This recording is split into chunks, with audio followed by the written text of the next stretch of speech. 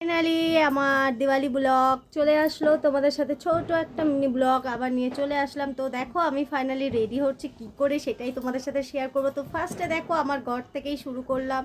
আমার ঘরে প্রদীপ জ্বালানো হয়ে গেছে, দুয়ারে দুয়ারে প্রদীপ দিয়ে দিয়েছে মা। তারপরে আমাদের যে গড়িতে সবার ঘরে দেখো দুয়ারে দুয়ারে কত সুন্দর দারুণ লাগে না প্রদীপ জ্বললে, মনে হয় যেন অন্ধকারে একটা খুব সুন্দর। তো চলো তোমাদের দেখাচ্ছি, দেখো অন্ধকারে সবাই প্রদীপ জ্বালাচ্ছে। এদিকে আমাদের বাড়ি দাদা বাবা আমাদের ডাম্পু সোনা আমার বর সবাই মিলে বাজি ফুটাচ্ছে। তাই তোমাদের সাথে ছোট একটা মিনি ব্লগ শেয়ার করলাম। বাবা দাঁড়িয়ে আছে তো দেখালাম তোমাদের ঘরে। এটা আমাদের ঠাকুর ঘর। তো বনু পুজো করছিল তাই সেই পুজোটাও শেয়ার করলাম। মা ধুনুচি নিয়ে চলে গেছে, মা ধুনো দিচ্ছিল ঘরে ঘরে। তো আমাদের ঘর দেখো, ঠাকুর ঘরটা কেমন হয়েছে অবশ্যই কমেন্টে জানিও। তো তোমাদের সবাই কেমন দিওয়ালি কাটছে সেটা কিন্তু অবশ্যই জানাতে ভুলো না। আর আমিও বানিয়ে ফেলেছি একটু সুজির হালুয়া, আর তার সঙ্গে একটু দুধ চা বানাচ্ছিলাম, কেন একটু দুধ চা খেতে খুব ইচ্ছা হচ্ছিলো। তো আজকের আমি বাড়িতে আছি বিকেলে, তার জন্য দুধ চা বানাচ্ছি। এটা আমাদের তুলসী মঞ্চ, সেটাও শেয়ার করলাম তোমাদের সাথে। দাদা এখন যাচ্ছে, আর আমার ডাম্পু সোনা এত বাজি নিয়ে মাথা খারাপ করছে, শুধু বাজি সেই সন্ধ্যেবেলা থেকে উঠে। আমাদের ঘরের সামনেটা কেমন লাগছে সেটাই তোমাদেরকে দেখালাম। তারপর আমাদের গলিটা কত ভালো লাগছে। এবার একটা ফানুস উড়ানো ব্যাপার। এই ফানুসটা ধরাতে গিয়ে দাদা বাবা সবাই হিমশিম খেয়ে যাচ্ছিলো। ফানুসটা ধরাবে কি করে বুঝতেই পারছিল না।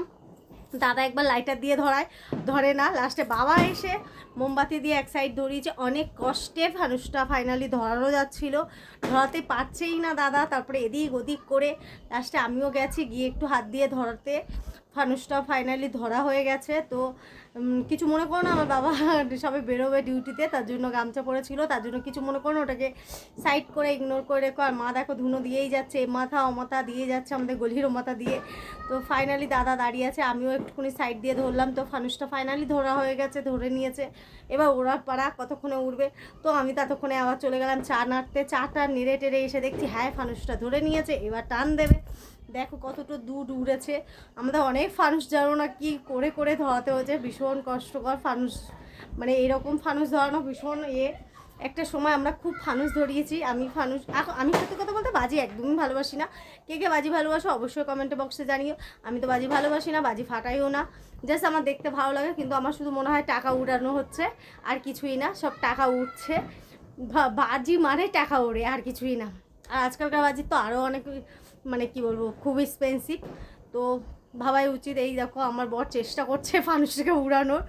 ফাইনালি ফানুসটা উড়বে, দেখো তোমাদের সাথে এটাই শেয়ার করলাম। তো কেমন হয়েছে অবশ্যই কিন্তু জানাতে ভুলবে না। দেখতে পাচ্ছ এই দেখো ফাইনালি ফানুসটা উড়েছে, কিন্তু বেশি দূর যায়নি, যেতে যেতেই নারকেল গাছের গোড়ায় চলে গেছে। আমাদের এখানে এত তার এত গাছপালা যে ফানুস ফাইনালি মানে করবো সেটাই উঠতে উঠতে যায়নি। তো চলো আমি এবার মেকআপ করতে বসে গেছি, তার সঙ্গে খেয়ে নিলাম একটু চা, দুধ চা খাচ্ছিলাম। তো ফাইনালি আমি মেকআপ করে নিয়ে তোমাদের সাথে একটা ছোট্ট ভিডিও শেয়ার করছি, কেমন লাগছে অবশ্যই বলো। এখনও মেকআপ হয়নি, কারণ আমার আজকে অনেক ফটোশ্যুট করব, ভিডিও করব। তো আমার হাজব্যান্ড বলেছে একটু হেল্প করবে, তার জন্যই ফাইনালি একটু রেডি হলাম। কেন রেডি হয়ে কখনো তোমাদের সাথে ফটোশ্যুট ভিডিও করি না, তো ভাবলাম আজকে যখন করছি যখন চলো তোমাদের সাথে একটু করি। তার সঙ্গে একটা ভিডিওর একটা সং আছে, তো আমি সংটা মিউট করে দিয়েছি। তারপরে অন্ধকারে প্রদীপ নিয়ে একটা, তোমরা নিশ্চয়ই এই গানটার ভিডিওটা আমার শর্ট ভিডিওতে দেওয়াই আছে, তোমরা এটা শুনে নিও তোমাদের কেমন লাগছে। তো চলো ফাইনালি আমার রেডি হতে তো এত কষ্ট হয়, এবার রেডি হওয়ার পরে না মেকআপ তোলো, এগুলোকে খোলো, কেমন বিরক্ত হয়, ঘরবাড়ির অবস্থা খারাপ হয়ে যায়। তো তোমাদের সাথে এটাই শেয়ার করলাম। এই দেখো মানে প্রদীপ নিয়ে একটা শর্ট ভিডিও তুলে নিয়েছি। তো এবার খোলার পালা আমার গয়নাগাটি। তুমি দেখো আমি একটা একটা করে খুলছি। পড়তে তো সময় লাগে, খুলতে তো 10 মিনিটও লাগে না, কিন্তু এইগুলোকে নিয়ে গুছানোর মুখের কথা না, বাপ রে বাপ, ভীষণ টাইম লাগে। কতক্ষণ ধরে মেকআপ করলাম, তারপরে গয়নাগাটি পরে কয়েকটা ফটোশ্যুট করে নিয়ে সব খোলা শুরু করলাম। তো এই শাড়িটা অনেক বছর, মানে মিনিমাম 8-9 বছর হয়ে গেছে শাড়িটা।